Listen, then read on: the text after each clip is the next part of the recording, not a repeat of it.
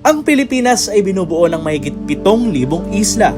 Sa ilalim ng mga ito, matatagpuan ang isa sa pinakamayamang marine ecosystem sa mundo. Isa sa pangunahing atraksyon na dinarayo ng mga turista ay ang diving.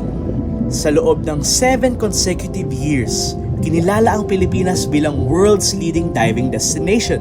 Patunay sa ating world-class dive sites at natatanging biodiversity ng bansa.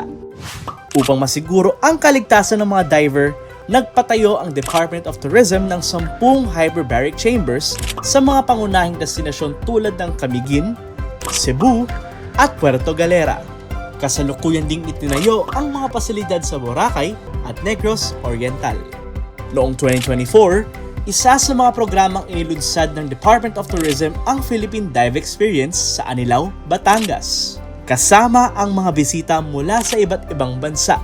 Layunin ng programang ito na itaguyod ang marine conservation at isulong ang sustainable tourism practices, habang ipinakikilala ang kultura at komunidad sa likod ng bawat diving destination. Higit pa dito, tinatayang umabot sa $73 billion ang ambag ng dive tourism sa panandaigdigang ekonomiya noong 2023. Nagsilbi rin ang bansa bilang host ng Philippine International Dive Expo o PHIDEX, at patuloy na lumalawak ng mahigit 120 diving destinations sa buong Pilipinas. Ang diving ay higit pa sa isang aktibidad.